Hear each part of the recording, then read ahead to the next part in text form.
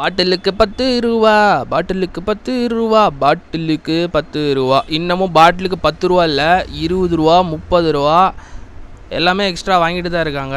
News சேனலில் வந்து வர ஆரம்பிச்சிச்சு. எல்லாமே லைவாக டாஸ்மாகில் போய் வாங்கும்போது 10 ரூபா எதுக்கடா எக்ஸ்ட்ரா கேட்குறீங்க, 20 ரூபா எக்ஸ்ட்ரா கேட்குறீங்கன்ட்டு எடுத்து போட ஆரம்பிச்சிட்டானுங்க. அமைச்சர்கள்லாம் இன்னமும் கொண்டாட்ட மனநிலையிலே இருக்காங்க. கொண்டாட்ட மனநிலையிலேருந்து இதை கொஞ்சம் கவனிக்கிச்சிங்கன்னா, இதை வச்சு அரசியல் பண்ணி டிவிகே கட்சிக்கு வந்து கெட்ட பேர் எடுத்து கொடுக்கறதுக்கு நிறைய பேர் இருக்கானுங்க. இந்த 10 ரூபா 20 ரூபா டாஸ்மாக் ஊழியர்கள் சாக்கு சொல்கிறது என்னென்னா, நாங்கள் பராமரிப்புக்காக செலவு பண்ணுறோம், இதை வந்து ஸ்டோரேஜுக்காக செலவு பண்ணுறோம், கூலிங்காக நாங்கள் வந்து செலவு பண்ணுறோம்.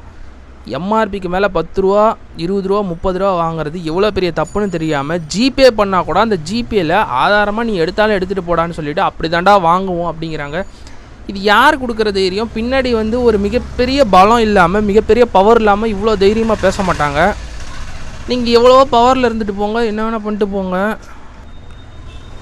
இது லைவாக எல்லோரும் ப்ரூஃப் எடுத்து போட்டுக்கிட்டு இருக்காங்க. இந்த டாஸ்மாக் பிரச்சனை மிகப்பெரிய பிரச்சனையாக மறுபடியும் வரப்போகுது. உங்கள் ஏரியாவில் யாராச்சும் டாஸ்மாக்கு போய் 10 ரூபா 20 ரூபா எக்ஸ்ட்ரா பிரச்சனை இன்னும் நடந்துட்டு இருந்துச்சுன்னா கமெண்ட் செக்ஷனில் ஆமான்னு டைப் பண்ணுங்கள். உங்களுக்கு யாருக்காச்சும் ப்ரூஃப் வேணால் நானே லைவாக டாஸ்மாகில் போயிட்டு 10 ரூபா எக்ஸ்ட்ரா வாங்குறத நான் எடுத்து போடுறேன். பாய்.